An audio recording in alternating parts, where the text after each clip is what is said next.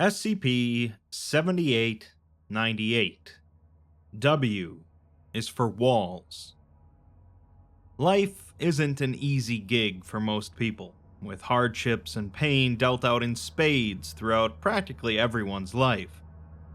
One thing that optimists will always say, however, is that it could always be worse, which is generally true. That brings us to SCP-7898, an anomaly that no doubt is horrific and worse than most people's lives, and yet here, there's people lining up to take part. Let's take a look as to why. The article begins with a notice for Foundation personnel that requests to transfer to SCP-7898 have to be approved by Dr. Belfair, and transfer requests lacking proper authorization will not be added to the waitlist. The current transfer wait time is listed at 3 years and 45 days, suggesting that being involved in the 7898 project is a highly coveted position. SCP-7898 is an arachnoid parasitic creature that inhabits human bodies for locomotive and reproductive purposes.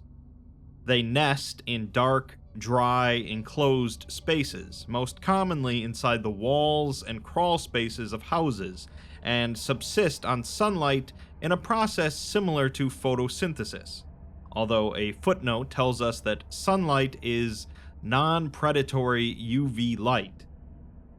Human bodies inhabited by these creatures retain the ability to move and speak, but lack many bodily functions including eating, drinking, and waste expulsion.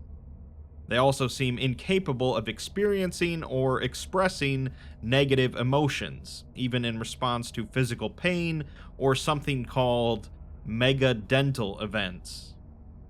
The creatures themselves measure between 15 to 25 centimeters in length, and typically weigh between 4 to 6 kilograms, or around 9 to 13 pounds, depending on the age of the host, although it's noted that those measurements are in non-sentient kilograms. They possess 6 legs visually similar to a spider, and observation suggests that they navigate using smell and hearing when not attached to a human. It's noted that they were originally discovered in the town of Field Springs, located in the area formerly West Virginia, and there were no survivors. Based on discoveries from Field Springs and Foundation experimentation, the observed life cycle of one of the creatures begins with a mature one hiding within the hollow walls of a building, most frequently a house, where it waits for a suitable host. Then the instance will break through the drywall from within, grab the head of the host, and use a sharp appendage to implant an egg in their ear. The host will then experience mental fog, manic episodes, head and neck pain, and neck muscle weakness.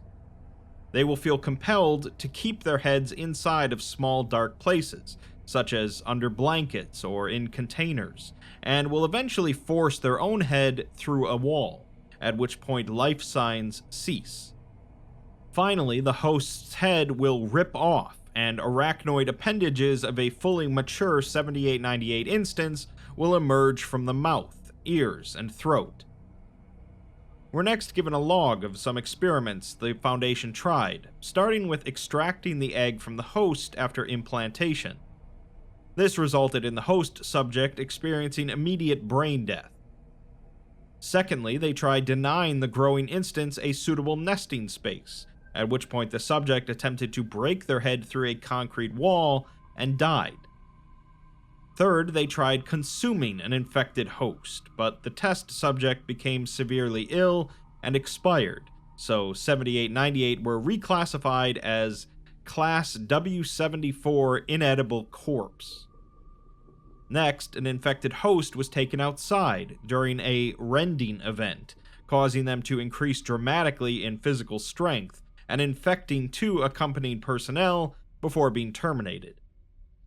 After this, they tried exposing one of the creatures to unfiltered fresh water, treated so as to not dissolve its container, but there was no effect beyond ordinary chemical burns.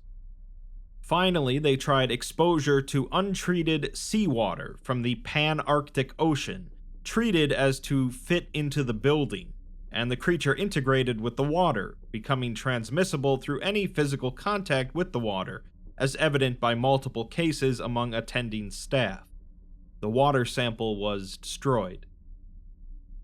The last part of the article is a note that this anomaly has been marked as a primary candidate for the Developing Salvation Initiative, a program to temporarily reassign recently traumatized researchers to safer, less stressful anomalies, due to its low staff death rate and similarity to mundane and ordinary phenomena.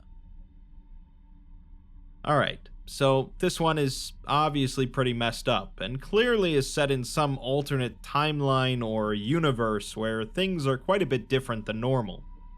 West Virginia no longer exists, ordinary water causes chemical burns, something called megadental events happen, and people working for the Foundation here are so anxious to get away from their existence that transfer over to the Parasitic Spiders Project is considered a blessing. This article is quite short, so all we're left with is a brief glimpse at this nightmarish reality, but considering people at their Foundation would rather have a giant spider burst out of their skulls than live there, I think the less said, the better.